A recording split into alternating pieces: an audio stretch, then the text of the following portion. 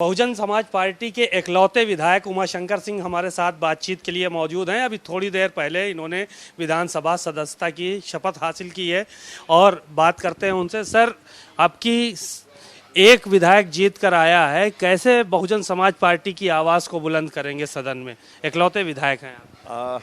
अभी कहना जल्दबाजी होगा, लेकिन आप जो आपने सदन में आवाज़ बुलंद करने की बात की है तो सदन चलने दीजिए। आपको ये महसूस होगा कि ये एक विधायक ही पूरे विपक्ष की भूमिका अदा करेगा। हम चूँकि एकलौते विधायक जरूर हैं, लेकिन पूरे उत्तर प्रदेश की जो जन समस्याएं हैं, जो जनहित से जुड़ी समस्याएं हैं, उन समस्याओं को जितनी दमदारी से सरकार के समक्ष हम प्रस्तुत करेंगे या रखेंगे, उतना कोई विपक्ष में नहीं रख पाएगा और उसका निदान भी कराऊंगा। तो ठीक है, संख्या जरूर कम आई है, लेकिन हम विपक्ष की तरफ से पूरी जो एक जिम्मेदारी होती है उसकी भूमिका निभाऊंगा। मायावती जी ने भी बहुत मेहनत की 2022 के चुनाव में, पूरा संगठन लगा रहा, सक्रिय रहा। आखिर क्या वजह रही कि जो नतीजे आए वो सकारात्मक नहीं थे? बहुत ज़्यादा शिकस्त हासिल करनी पड़ी आप लोगों को। लेकिन देखिए, इसको माननीय बहन जी तुरंत 10 तारीख को काउंटिंग हुआ और 11 तारीख को खुद उन्होंने आकर के मीडिया के सामने इस बात को उजागर किया कि हमारा कारण क्या रहा है। फिर उसको आप दोहरा रहे हैं। मैं आपको चूँकि यह अवगत करा रहा हूँ कि देखिए, इलेक्शन के समय कुछ ऐसा सिचुएशन आया कि उसे हम लोग कह सकते हैं कि समाजवादी पार्टी और भारतीय जनता पार्टी का एक सोची समझी रणनीति के तहत भारतीय जनता पार्टी ने समाजवादी पार्टी से यह दुष्प्रचार कराया हमारी मीडिया के माध्यम से या सोशल मीडिया के माध्यम से कि बहुजन समाज पार्टी भारतीय जनता पार्टी की बी टीम है। इस बात को समाजवादी पार्टी ने बहुत तेज़ी से प्रचार कराया, केवल इसलिए कि माइनॉरिटी का वोट पोलराइज होकर के समाजवादी पार्टी को मिले। वह उसमें कामयाब तो जरूर हो गए, पोलराइज हो गए। भारतीय जनता पार्टी चाहती भी थी कि माइनॉरिटी का वोट एक साथ बहुजन समाज पार्टी में न जाए, इसलिए कि अगर बहुजन समाज पार्टी में जाएगी तो बहुजन समाज पार्टी कहीं 20% से लेकर 24% खुद है। इसलिए कि भारतीय जनता पार्टी को भी पता था कि 2017 में बहुजन समाज पार्टी 1.9% समाजवादी पार्टी से अधिक वोट पाई थी।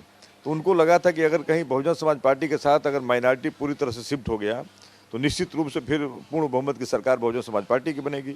और वो जानते हैं कि समाजवादी पार्टी का क्या है, 7% से लेकर 8% है।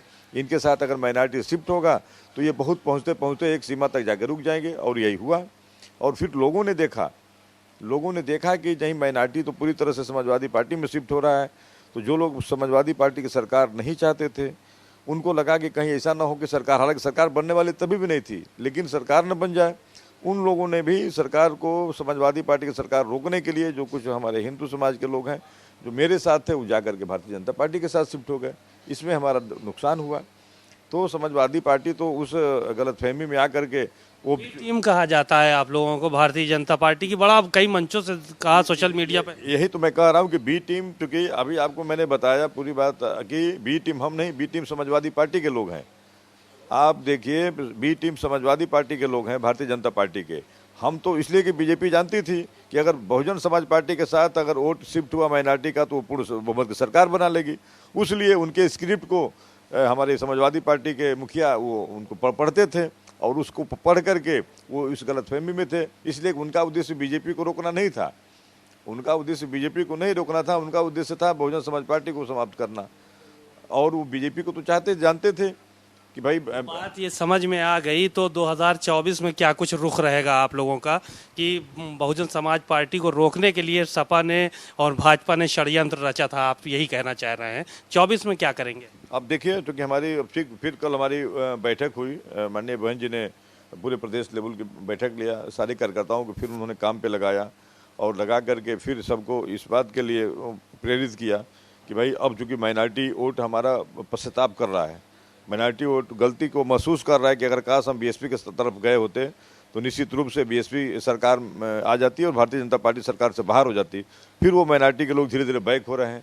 आपने उदाहरण स्वरूप देखा, कल हमारे यहाँ आजमगढ़ से 2 बार विधायक रहे गुड्डू जमाली जी, वह फिर आकर के अपनी गलती को आभास किए। वह AIM के सिंबल से चुनाव लड़े थे, 34-35 हज़ार वोट भी पाए थे।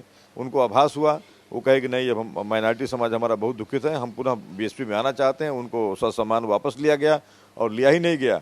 उनको आजमगढ़ लोकसभा के उपचुनाव के लिए प्रत्याशी डिक्लेयर कर दिया गया। और लोग जो आना चाहेंगे तो क्या पुराने चेहरे उनको भी वापस लिया जाएगा? हाँ, निश्चित रूप से अगर वो उस चीज़ को महसूस करेंगे, अगर उनको लगता है कि नहीं हमारी गलती रही है और उनका कहीं अच्छे जगह पे समायोजन नहीं हो सका, तो निश्चित रूप से विचार किया जाएगा। बहन जी ने कल बैठक में भी इस बात के लिए कहा कि नहीं, जो ऐसे लोग हैं जो अगर मान लीजिए किसी कारणवश उनको गलतफहमी में चले गए थे, अगर वो आना चाहते हैं तो निश्चित रूप से उनका स्वागत है।